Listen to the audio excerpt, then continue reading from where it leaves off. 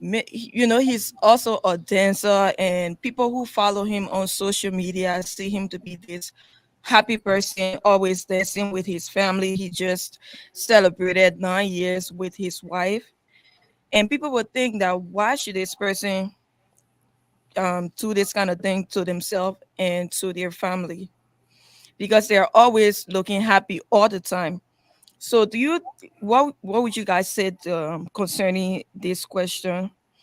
Do you think when we have issues, we should maybe grieve publicly, or just continue to grieve as long as our problems continue to last?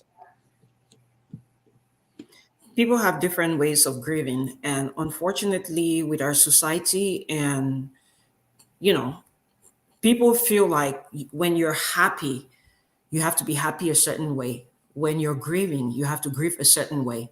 No, we have to respect everybody's way of grieving, or everybody's definition of what being happy is. So, and so when you ask that question, should they grieve publicly or not? Grieve however you want to grieve. Grieve however you feel fits the definition of grieving for you. And you and this question also ties with what Mr. Ernest had asked before about suicide. He had a great family. He looked like a happy man, but we do not know the dynamics of the relationship he had with his wife behind closed doors. We do not know the dynamic of the relationship he had with his boss, Ellen, at work. We don't know what else happened. So sometimes people are sick. For example, depression. You can be depressed because there's a trigger, something happened, you lost that job, you broke up, you divorced, or you can just wake up one day and boom, that's it. There is a chemical imbalance in your brain, and you cannot tell why you're depressed. You have a happy family, you have excellent children with good grades in school, you have a fulfilling job, you're depressed. Absolutely no explanation, because there are neurotransmitters in your brain that are not doing what they're supposed to do. So there's some sort of a malfunction there. So the chemical imbalance in your brain can do the trick for you. And sometimes people can be very insensitive, especially in our community, where they say, oh, this man was so selfish, how dare he kill himself when he had a wife and kids. But then we fail to understand that your brain is like it's another organ in your body, like your kidney and your heart. If something goes wrong with your heart, you have a heart attack and you have no control over that, or you have a stroke, or if you have hypertension and you cannot control it, it's going to damage your kidneys, or if you're not taking care of yourself, you have metabolic syndrome. So people do not recognize this, and taking care of yourself in the mental health realm is you seeking for help. But a lot of people do not even believe this is a real thing. So talk to a person who has no control over their emotion, over what's going on with them. They have a chemical imbalance. They are depressed. They can't seem to find motivation. They can't seem to think straight or clearly. Then they don't even believe that seeking mental health care is a thing. Do they themselves or the people around them even recognize that this person is going through a situation? Are they able to recognize the symptoms of a mental health illness? And Mr. Ernest, I know you asked a question before about, a person being quiet. Is that the person's baseline? We have to we have to be vigilant, and we have to open our eyes with the people that are around us. Is being quiet your baseline? If it's your baseline, then we know that's who you are. If it's not your baseline, then we have to start asking questions. What happened? Because sometimes traumatic events can make a person go mute and not even talk for months. Can even without being completely mute, traumatic events or things that happen to a person can totally change their personality. They can go from being like the life of the party to being like completely introverted. And these are signs that people don't catch. And just like my brother just mentioned, there were signs that something was happening. And I would list a few things for people that are watching us. If you are with someone who is dealing with a mental health issue. Let's go to something as basic as depression. Person may have been depressed. Now, one day, the person all of a sudden is so happy, greeting everybody, going to function, doing things they were not doing before. And now we're like, oh, wow, this person, they're improving, they're doing well. That alone also could be a sign they're ready to die. But people do not recognize that alone could be a sign they're ready to die. It's almost like somebody on hospice. They're sick, they don't talk, they are on all these meds, and we're expecting them to die. And then they have a burst of energy. That is a sign they're about to go. And people do not recognize that. And most of the time, you hear people say, oh, where this my person get better, and then boom, they died. No, they were not getting better. It's a sign. It's the same thing with mental health. All of a sudden they're so happy. And another thing, Mr. Ernest, is they start giving away property. They are so nice and they're sharing out of the ordinary. They start gifting their outfits, their best shoes, they're just gifting properties. It's a sign they're about to kill themselves. Another thing is this, they start like, how someone will have some goals and they start making peace with people in the family, especially during this Christmas period or the holiday season. Is a very, very delicate season for people, and they start reconciling with everybody. They're making peace. They're ready to go. There are a lot of signs. People start writing notes. People will start doing garage sales. There are signs there. If someone is a highly motivated person, if they're talking all the time and all of a sudden they go mute, all of a sudden they're changing. There are always subtle signs that we do not catch. Nobody just wakes up in the morning and shoots themselves. There have been like little signs all along the way. So for people who say, oh, people are selfish and they want to kill themselves, and they say, oh, you're going to go to hell, I want you to remember that for some people, they have no control of these symptoms. They have no control of these issues.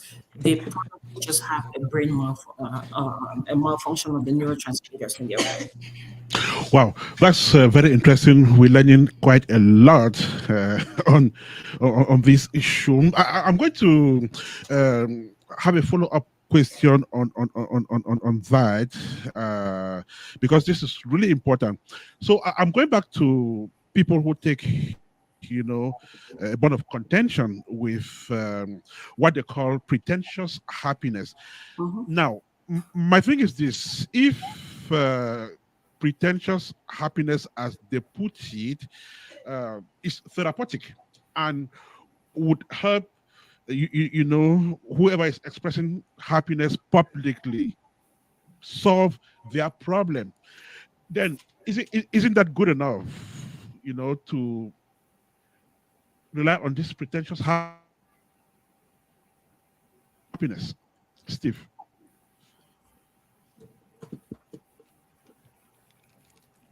you're muted. You're muted. Thank you. The fact that you have to pretend to be happy in itself is a problem. For example, if you have to, normally we are built to do certain things. If you have to take alcohol to get excited, then you might want to reconsider some things. So pretentious happiness in itself could be a cover up, like Lynn said earlier. And we see some of these things, automatically people who felt demotivated are motivated, they're just doing things. These are all, what's the red flags? They're all signs. And because we are trained to pay attention to these things and assess a little further than maybe someone who has not had the training, the education, or the experience working with people who are faced with these situations. What I would recommend now is speak out. You can seek help on behalf of that person. You can speak out and seek help and say, I noticed that XX is acting strange. They're acting a certain way. I'm only calling to make sure that, a welfare check is done, and sometimes that alone can open a Pandora box to have this person assessed, evaluated, or however else you want to term it. But this issue of pretentious happiness leads to a lot of problems because let's say you pretend to be all fine on Facebook And I want to use Facebook as an analogy because I see that on a daily basis. People pretend to be okay on Facebook. The question is, once you turn off that Facebook Live, what is the reality that you are dealing with that you don't want us to see or you don't want the rest of the world to see? What's really going on? So those pretentious happiness could be a huge cover up, and it could be, we term it as self-sabotage.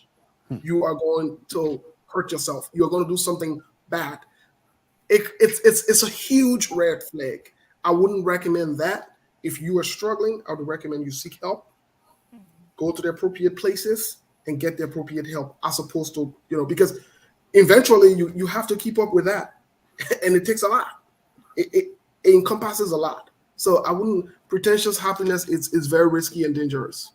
Pretentious happiness is very risky and dangerous. If you are sick, go to appropriate places and get appropriate help. We're speaking with two mental health experts on the show today. Steve Bolay is university professor. He's speaking live from Arizona.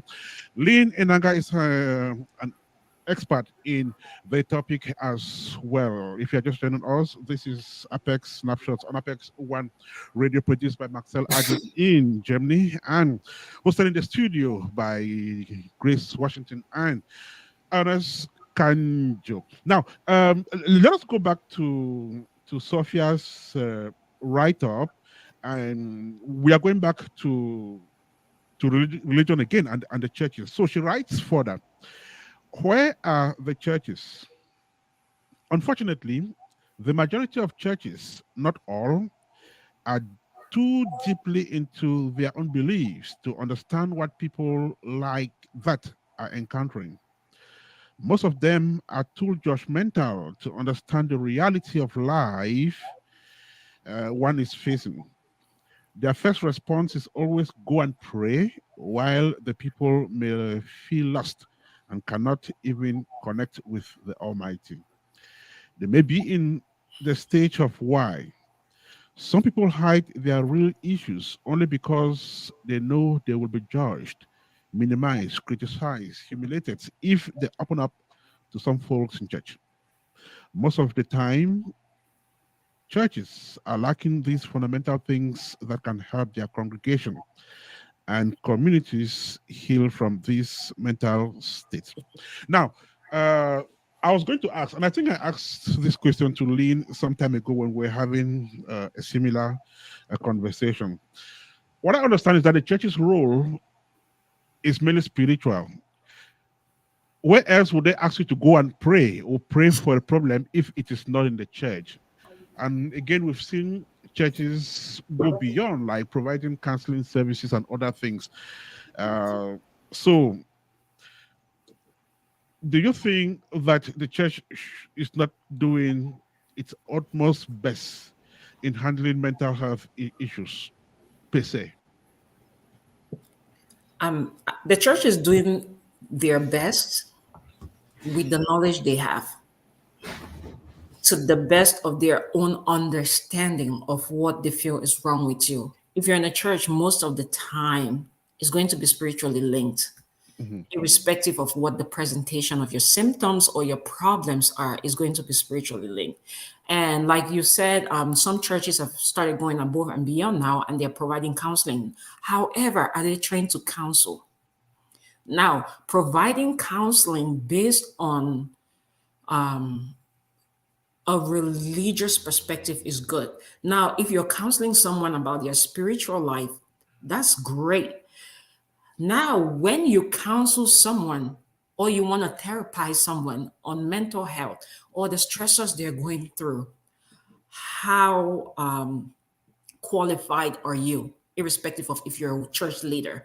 A lot of them are not qualified. A lot of them are not trained. A lot of them do not have a great understanding of some of these clinical symptoms, or you don't even need prescription like I prescribe for my patients. You do not need that. You need someone who is trained in counseling, someone who is trained to therapize you in a way that put you in a non-judgmental, safe environment, and they can also give you the tools you need to navigate that situation without necessarily over spiritualizing it. Wow. Steve, do you want to add anything to her? To Yes, what she just said? I would have to push you a little. I'll have to push you a little farther. I think the church needs more education on certain aspects of whether it's therapy, counseling, or so forth. Remember earlier I told you that I did a training. It's a year long. You do 6 months, 6 months, 6 months. There are different levels. There are 3 levels, and then it's called clinical pastoral education, and you're automatically a chaplain. Now, what has happened over the time is the pastors have been used to provide counseling services for non-spiritual related things. And so it becomes more like we said earlier, the pretentious happiness, wherein there is a cover up. And there is a problem because the problem hasn't been addressed because the pastor or the church leaders are not trained enough. They're not equipped to deal with those things. And so it has to be differentiated.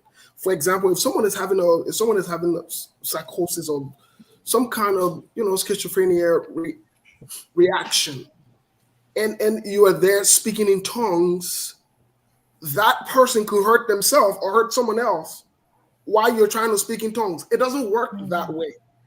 You cannot apply spirituality to reality. Those things don't work together. Maybe that person might need some kind of isolation.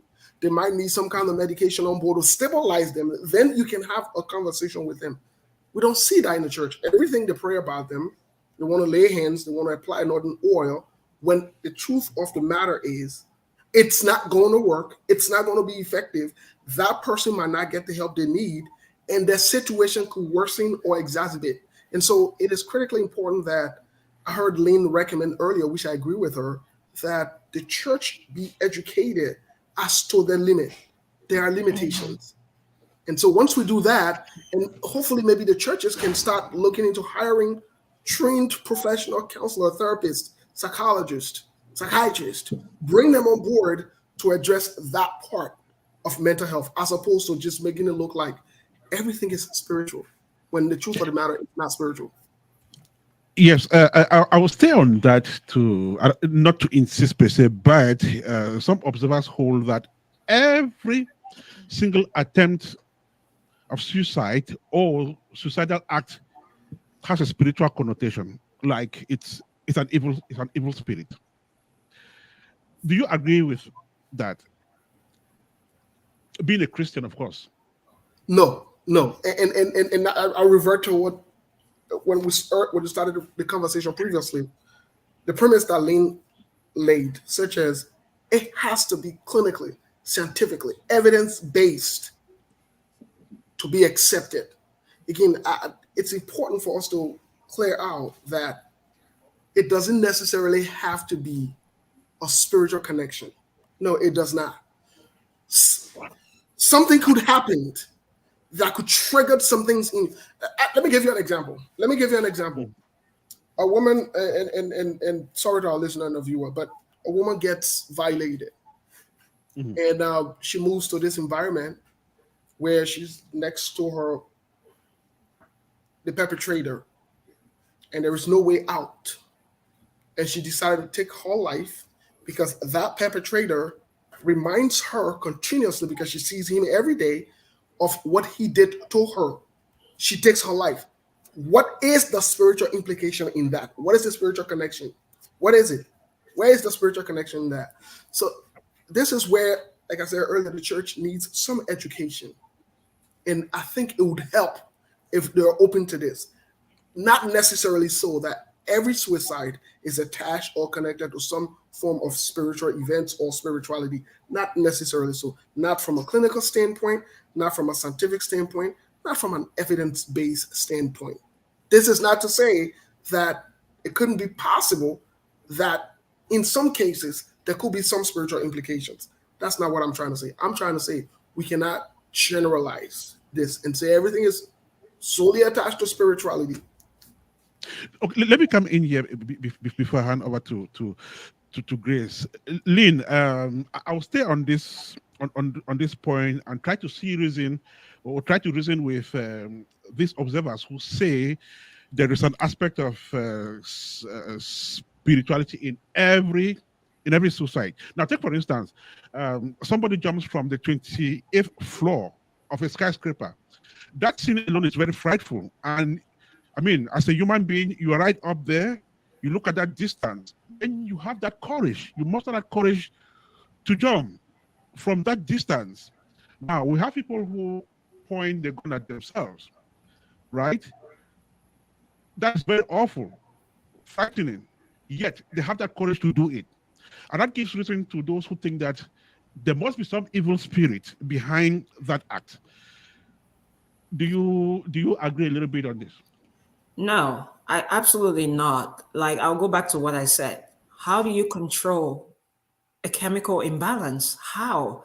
There's something not right. That's why when we prescribe, when we prescribe medications for, let's say, for example, a patient comes to me and they're depressed, and looking at their symptoms and coming with a clinical judgment, I am going to prescribe medications that will target certain neurotransmitters in their brain. So if I'm prescribing a serotonin reuptake inhibitor, I am targeting something. If I'm targeting the norepinephrine, I'm prescribing something else. So these medications are targeted towards those towards whatever we feel like is wrong, to correct that situation.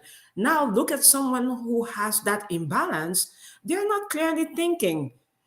They're sick. They are really sick. And when we say people are sick, people only think about you have a fever, you have a headache, or you have diabetes. No, people are sick, and the brain is just like another organ, just like your kidney, like I said before. So if it's not properly functioning well, how are you able to have your thought process organized? Now we are looking at the thought process. We are looking at perception. We are looking at their ability, even the memory. It affects all of that. That person up on the 12th story is not thinking clearly because he's having some imbalance in his brain.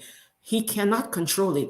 He himself doesn't even know why he's acting that way. Mr. Ernest, let me give you an example. I've treated patients 3 weeks, about, let's say this is December, towards the beginning of November. I had a patient come to my clinic completely erratic, talking nonsense. And we have all these clinical terms for things like this, talking about, the FBI chasing her, Jesus talking to her, and all these things. There's nothing spiritual about that. This person is sick. This person had a schizoaffective disorder. And then we treat, I prescribe something for this patient. Boom, a month later, patient came back, no pressured speech, no talking of nonsense, no talking about killing themselves, no talking about seeing Jesus or anything. It was a completely different person. It was like I met a version of that person, and now I've met a version of this person, because this medication was targeting a part of their brain that needed to be reshaped, to be restructured. And alongside with that, I sent this person to therapy. This is a whole completely different person. You would not even believe that this is the same person I met. And I had a student that day, and we progressively, treated this patient. And this patient came back on Saturday, and my student was like, I can't believe this. I cannot fathom this. So we cannot attach spirituality to everything. That person on that 12th building is very sick, that needs treatment. Until we realize that people need professional help, we are going to keep losing people under the guise that they need prayers or there's something spiritual about it. It's just like people having dementia or Alzheimer's in Africa, and we excuse them of witchcraft. Everything has been so spiritualized to the point where we are losing people without even recognizing it. Grace? All right, I'll read the other quote and then follow up a question. All right, hiding your pains can easily destroy your peace. Can easily destroy you, but peace. It is not an easy thing to appear to be well, and everything is wonderful in the eyes of others while you are crying, hurting, disappointed, and feeling helpless and hopeless. Lots of issues need to be addressed within our community and the church. Please talk let's stop taking this issue lightly because this is a huge deal for every single person dealing with it. We should do better because the person next to you and the person you least expected is dealing with mental issues. So my question is, who should we pay more attention to? Is it people who are seemingly happy or people who um, try to shy away from reporting their problems, their mental health problems? Everyone. We should focus on everyone, absolutely everyone. We are in a society where we are not allowed to feel what we are going through. So, for example, personally growing up, there was instances when I complain about things. They were like, "Oh, you're so ungrateful. The Lord has blessed you with a good career, or the Lord has blessed you with this and this. What are you complaining about?" Guess what?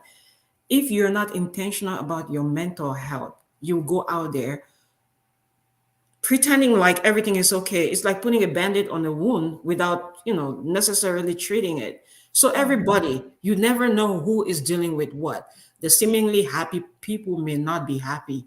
Even when they're happy, they still need the social support. They still need that support system. Life is hard.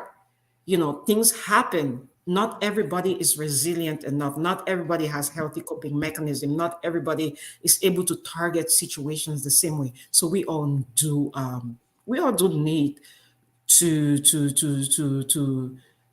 be catered for. We all need to care for our mental health, irrespective of if people are happy or not, or however they present themselves. Steve, I understand, and I've come across people who are described as suicidal. Like when you see this person, well, he's suicidal. He's made attempts to kill himself, and even when nothing is going on, they are suicidal. So, do we have people like that? They're just born and they have these feelings of killing themselves at any time. Do we have these people really existing? Yes, it could be possible that some people are very suicidal, and whether they have suicidal ideation with intents and plans, those are different factors as well we can look at. But the issue of being suicidal, there are some people that are, and you would find these people in very extreme, whether it's anxiety, depression, traumatic history. Um, they're very, in the layman terms, they're lonely. They're very isolated. They don't want to deal with people. Most of the times, they're either they're on a suicidal watch. They're, you cannot afford to leave them by themselves for a certain amount of time. They will act, especially if they have a plan and an intent to do so. Now, it's one thing to have a suicidal thought or ideation, but it's another thing on top of it to also have a plan. That's another component of it. And so yes, there are people that are like that. But I want to pick back to the question earlier from Grace also to tie this in. This is where it's important that support system is critically important. The issue of everyone's wellness has to do with support system, whether it's family, whether it's church, whether it's at work, whether it's your significant other, family members, loved ones, parents, children. It's critically important to have a support system. And one of the things that we've noticed is your support system plays a critical role as well, because they can help alleviate some of the problems, such as if family members is talking about killing themselves or hurting themselves. That's not something to joke around with. It's okay to call to get help. It's okay to report those things. That's not things you joke around with. That's not things you mess around. Oh, they're always saying it. They're always saying they're going to kill themselves. They never kill themselves. She's always looking for attention. He's always looking for attention. You don't want to be in that kind of situation. You want to ensure once it's about hurting themselves or hurting other people, which we clinically term as DTO and DTS, danger to self, danger to other. We want to pay keen attention to these different actions in actions, these different words that are used, phrases, things that people say, even if they said it 2 years ago and they didn't act on it.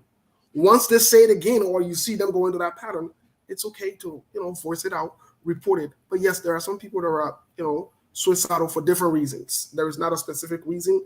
There is not a specific factor. But I also like the fact that, Lynn talked about, the neurotransmitter, what's going on in someone's brain.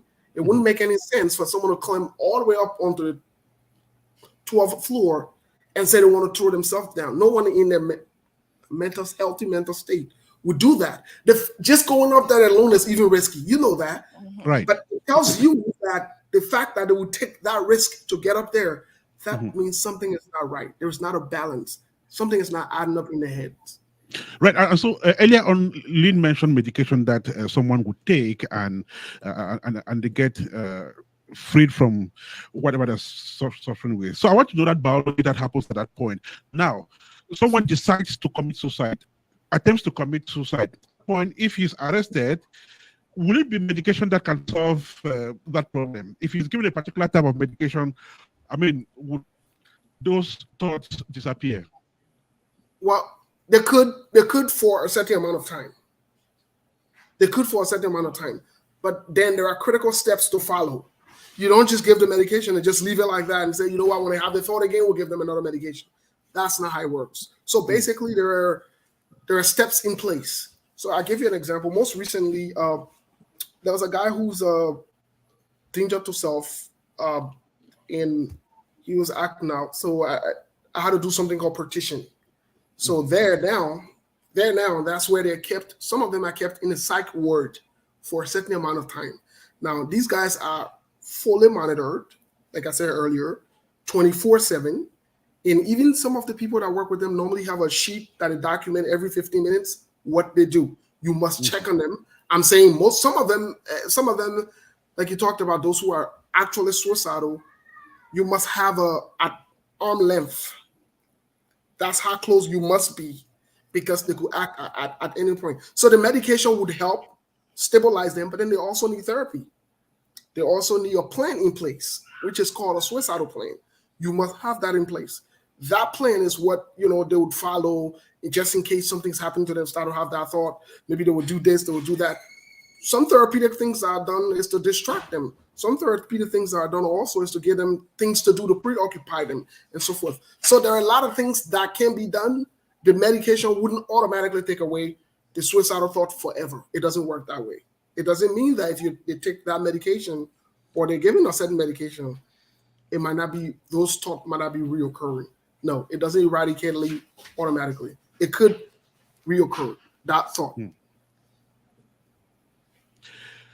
We're listening to Apex Snapshots on Apex One Radio. We are gradually but steadily moving to the end of this show. We're focusing today on mental health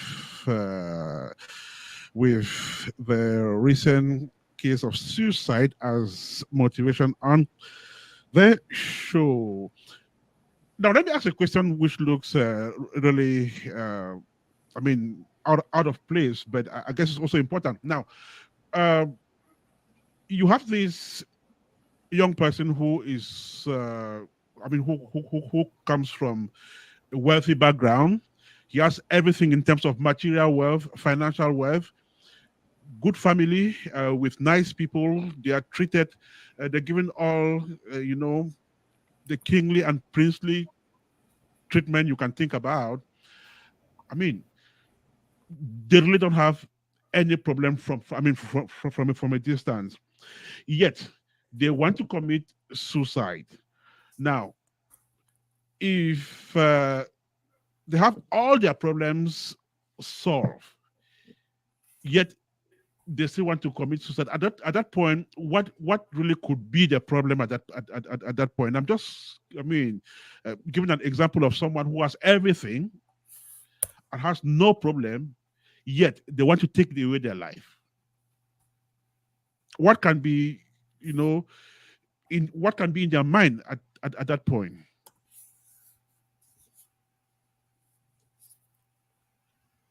Is this question to anyone? To anyone. Like I said before, chemical imbalance in the brain. It could be anything. Depression is not the only thing that leads to suicide. People have other mental health illness, like people are bipolar disorder, people have schizoaffective or schizophrenia, and with things like that, people hallucinate. They hear voices, they tell them to go kill themselves, go jump in the middle of the road, let a car hit you down. I have multiple patients, and the voices would tell them to go kill their mother or stuff like that. And we hear these things, especially in our community, and we are like, oh, what went into this person? What got into you?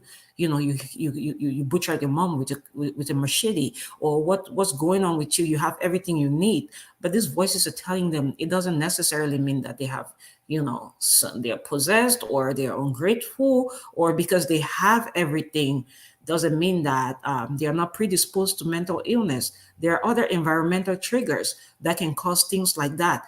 We have young people. You gave an example of of a young person. We have young people who do drugs. They experiment with drugs, marijuana, and all of these things. Those are hallucinogens. They can depress your central nervous system. They can alter the activities of your brain, and things like that will make someone go fully psychotic, or will make them think a different kind of way. So it could be any kind of an influence, and someone can have it all, seem like they have it all, but then still would want to hurt themselves or other people. It has a variety of factors, and until we are educated on these things, that we would shift away from like victim blaming. Oh, you have a lot and you're doing this, to like actually taking care of the issues. And also, just going back, piggybacking on what Steve has said earlier, the fact that you take medication, that's not the end of it.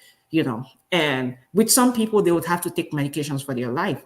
Someone's hearing voices telling you to go kill yourself. You have to be on your medications, unfortunately, for the rest of your life, because the moment you stop, you relapse. There's a relapse, and then you're going back to square one. So we have to look at treatment. We have to take mental health issues seriously. We have to stop judging people based on on how they are acting for the most part. Because usually I would tell people, when I train people, I say, hey, I tell my students, these patients, look at the symptoms, not the person. Look at their behavior from their disease process, understand their disease process, and don't judge the person who's exhibiting the symptoms from their disease process. Right. So when I asked that question, I was driving at a certain point. Now we're talking preventions. Now, so just like COVID would come around and they have everybody vaccinated against it, right? Do you think mental health, which is already becoming a very, I mean, it's becoming an issue now. So do you think we are getting to a point where we could have a public health campaign on prevention of mental health clinically, or do you think they can get to a point where they set up some preventive measures, not by talking to people, right, but by maybe developing a vaccine that can be taken, and mental health is prevented? Are we getting to that point? No, not vaccines. Not Yeah. vaccine. That's No, it's not like COVID, but it would just be education. That It is would because be, you mentioned, Lynn, a while ago that, I mean, you prescribe medication, people take this I medication do. and they get Yeah. better, which is not different from, all right, being immunized from it totally. Yes, but yeah, I get you, but it's also like, and I always, when I talk about mental health, but let's not separate. Let's take, like, the brain is another organ. Okay. Let's talk diabetes. Someone has diabetes. When they prescribe you medication, they also give you education on lifestyle modification. When you have high cholesterol, it's the same thing. Your doctor will say, do not eat greasy food, do not stay away from fried food, exercise, lifestyle modification. You have to change how you eat. You have to change, everything. in combination to the medications you're taking. So now this is where Steve and I come into place. If, let's say, a patient comes to me and I give them medication, I educate them about their health, I give them tips on lifestyle modification, I would refer them to Steve as well, so he can therapize them, give them healthy coping mechanism, and have them have that extra support. So while they are taking medication, they have that extra support with all the education as well at their disposal. It can keep them in a place where relapse is minimized. So it's the same thing. Beautiful. Okay, so we are gradually but steadily moving to the end of this very educative edition of Apex Snapshots on Apex One Radio. We're talking mental health. Thank God we have two experts who are helping us in the process. Ernest and Grace are hosting the show. Maxwell is producing from Valsuch in Germany. And of course, we have Lynn and Steve. So we're looking at the way forward now. Counseling, providing solution to people's problems. So which one should we go for? Just talking to people or providing tangible solutions to the problems they say is what is causing them to, to want to kill themselves?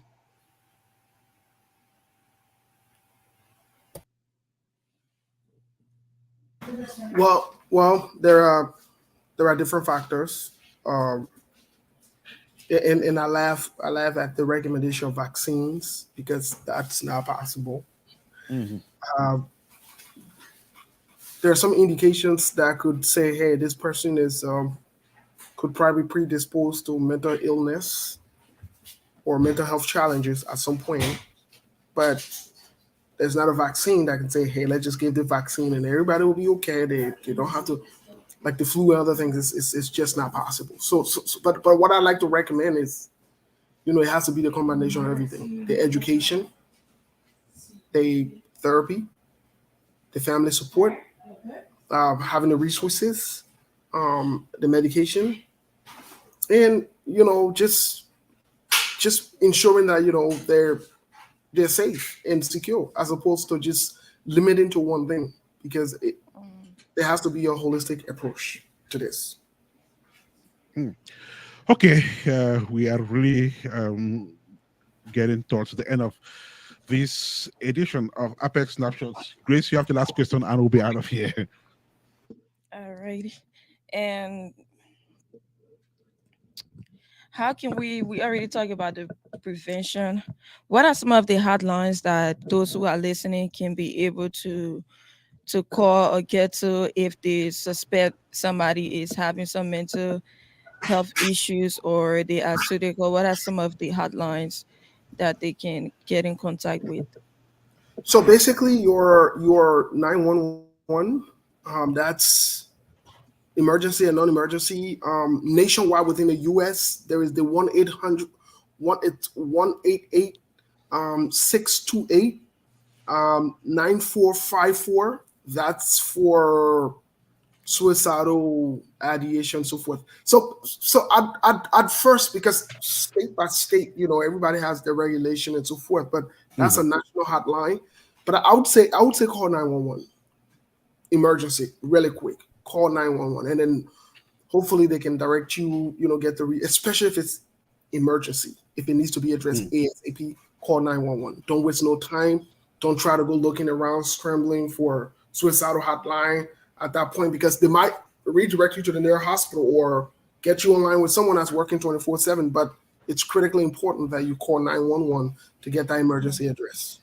Right. And so if you have a member of your family who is suicidal, somebody in your household who is suicidal, you mentioned a one-on-one which should be arm's length, at all times. But again, do you mean it's going to be a kind of everlasting thing? You're going to stay close to that member of your household who is suicidal for the rest of his life? Well, That's a good question. So in terms of the arm length recommendation, I talk about observation.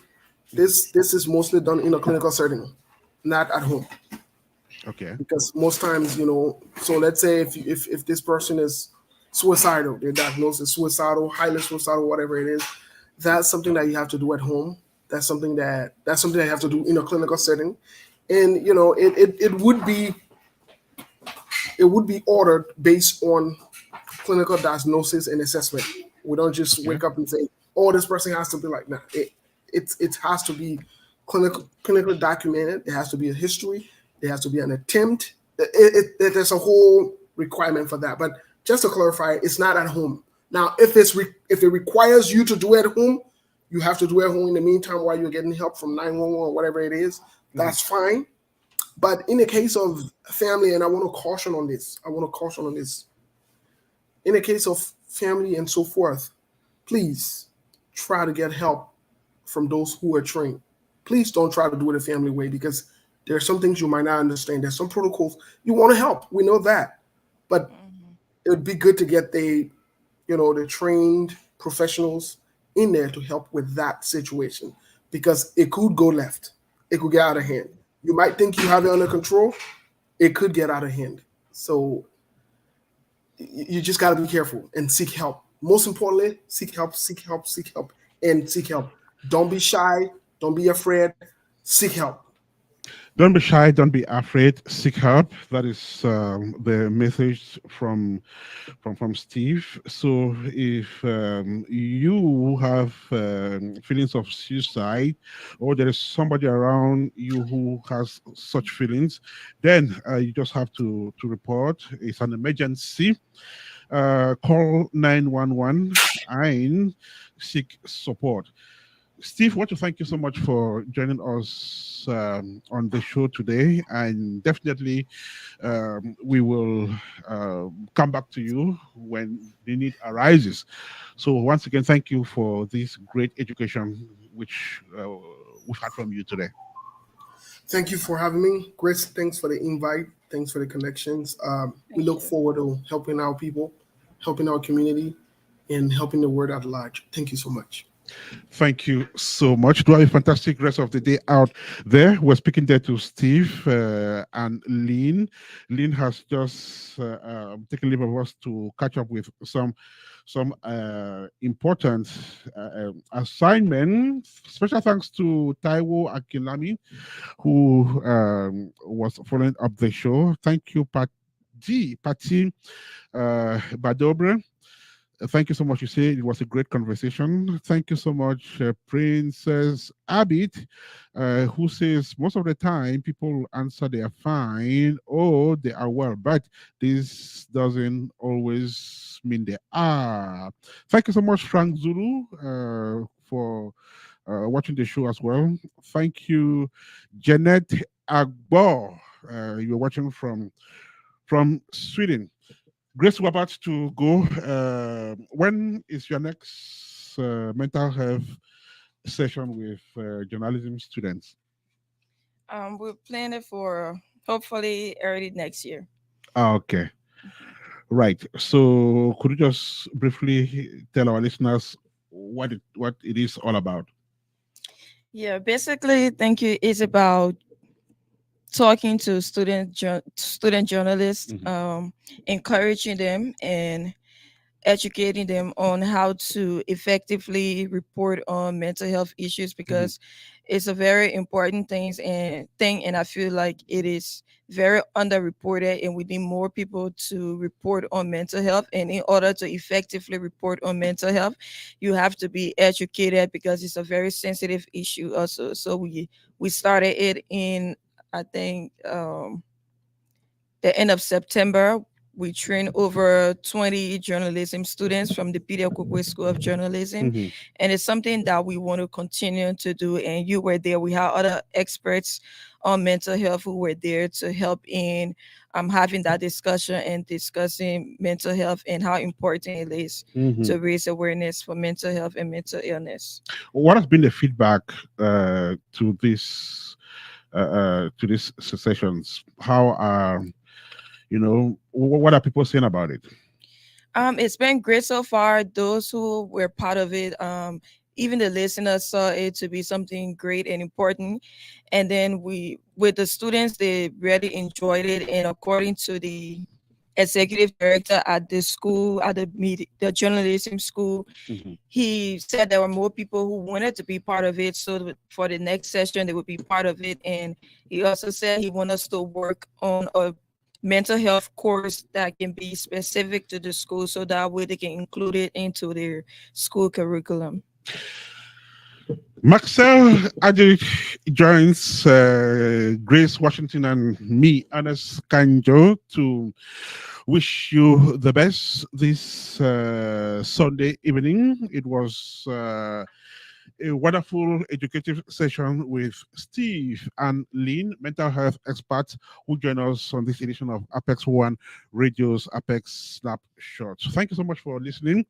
We will be back subsequently with this topic. But for now, we would continue to ask you to be very mindful about the people around you. Make sure you are checking on people and asking about their state of mind, how they are doing. And if you find out that there is anything strange about them, do well to call somebody and report so that they could be safe before the plan on taking away their lives will actually do so. Do have a fantastic rest of the evening and the weekend, and may God bless you. Bye for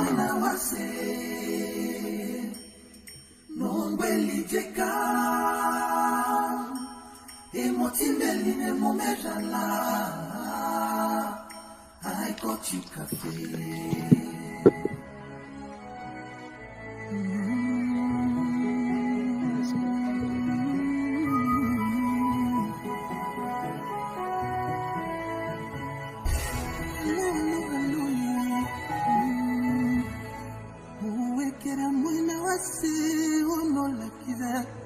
Napina ninde motapope la kisema use onungwe ingenya uli kweya engolo yanko ale unakumako